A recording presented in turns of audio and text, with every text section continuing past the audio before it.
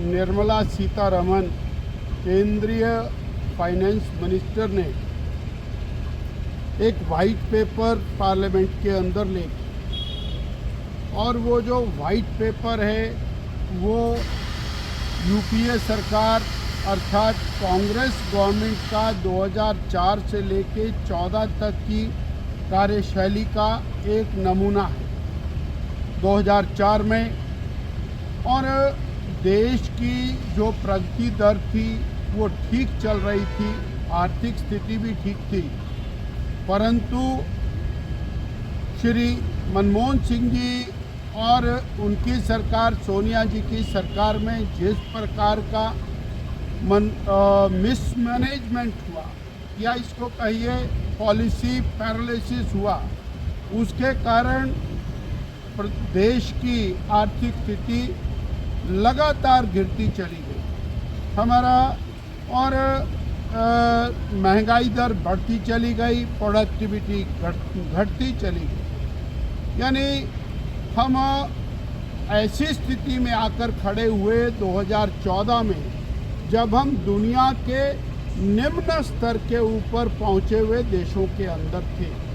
कारण रहा 15 बड़े बड़े घोटाले हुए, लगभग 20 लाख करोड़ रुपए के घोटाले, चाहे उसमें 2G घोटाला हो, 3G घोटाला हो, अगस्ता वेस्टलैंड घोटाला हो, उसके अंदर भूमि घोटाला हो, आदर्श घोटाला हो, ऐसे कोयला घोटाला है, हेलीकॉप्टर घोटाला है, गेम्स घोटाला है।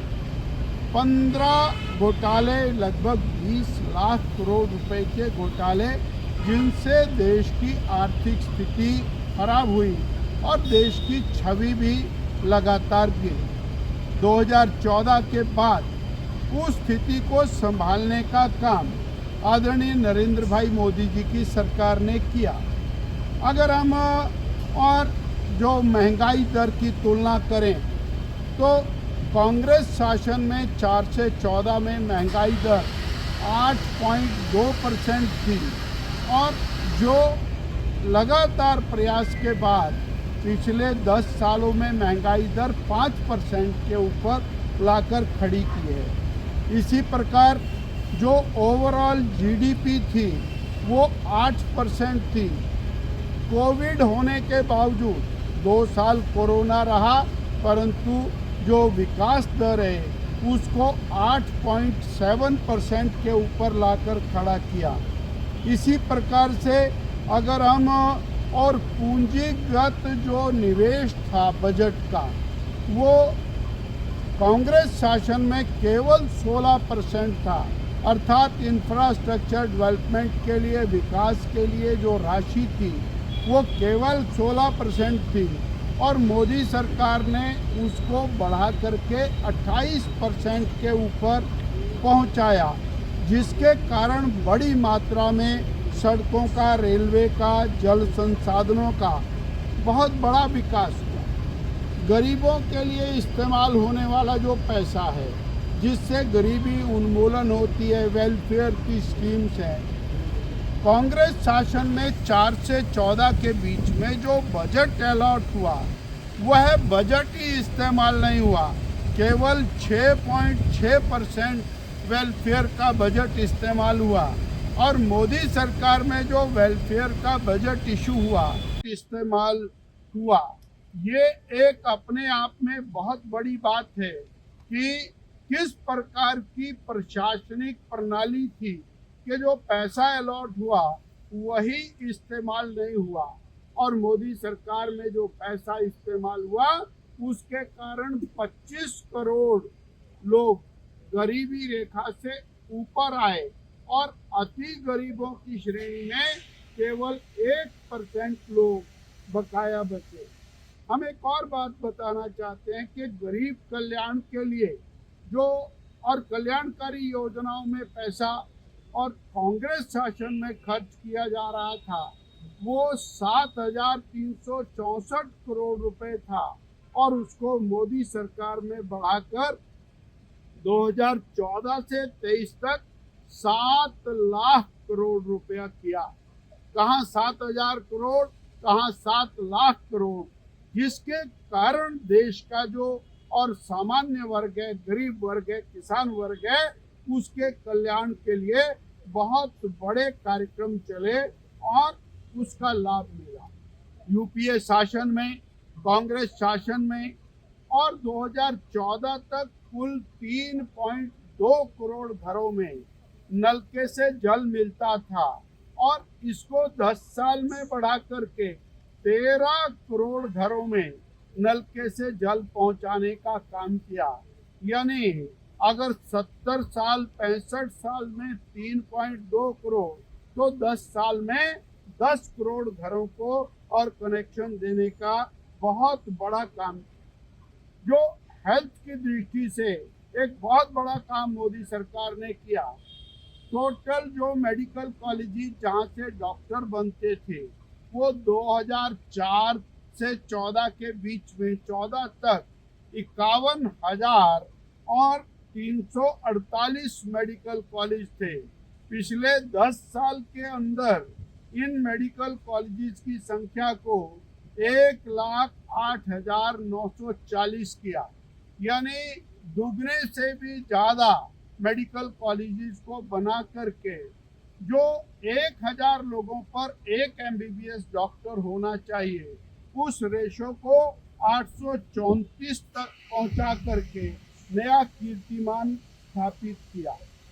यूपीए सरकार में, कांग्रेस सरकार के अंदर 2014 तक जो नेशनल हाईवेज थे उनकी लंबाई 25,700 किलोमीटर थी और पिछले 9 साल में इस लंबाई को बढ़ा करके 54,900 किलोमीटर किया, यानी दुगने से ज्यादा इसको किया।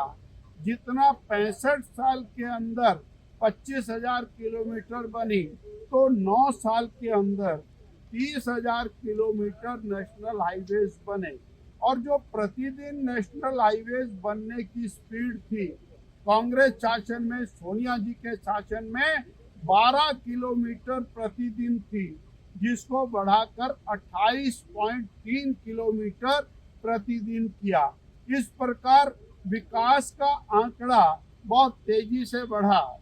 जो हमारी रेलवे लाइन्स हैं उसमें 20,800 किलोमीटर रेल लाइन 2014 तक इलेक्ट्रीफाइड थी और पिछले 10 साल में 60,000 किलोमीटर रेल लाइन को इलेक्ट्रीफाई करने का काम किया। यानी विकास की गति को अगर से हम देखें तो वो मैनी टाइम हो गई।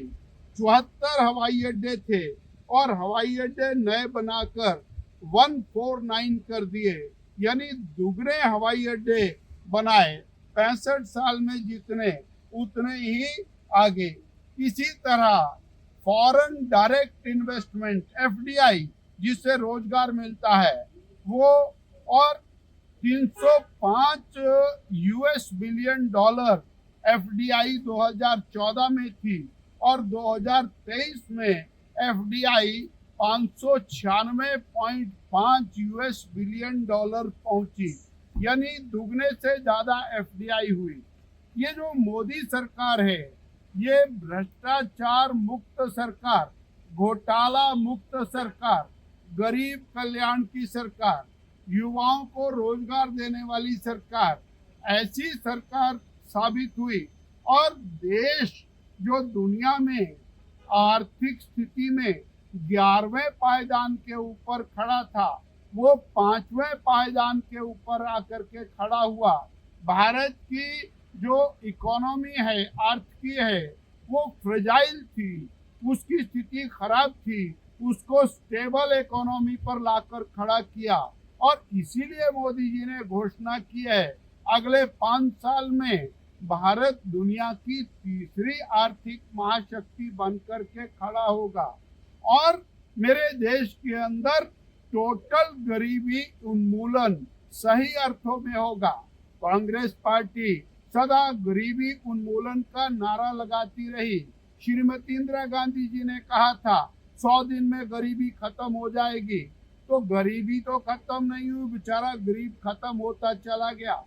सही अर्थों में मोदी सरकार ने किसान का कल्याण किया, गरीबों का कल्याण किया और अगले बजट के लिए भी उन्होंने देश के लिए 4 ही लक्ष्य रखे हैं। महिलाओं का कल्याण, किसानों का कल्याण, युवाओं का कल्याण और गरीबों का कल्याण। इसके माध्यम से राष्ट्र का कल्याण और दो विकसित राष्ट्र की श्रेणी में देश को लाने का लक्ष्य, उसी दृष्टि से आज भी हमारा जो बजट है वह प्रस्तुत किया। और ये जो व्हाइट पेपर है, ये सच में जो कांग्रेस पार्टी की केंद्र की 2004 से 14 की सरकार थी, उसके काले कारनामों को उजागरित करने वाला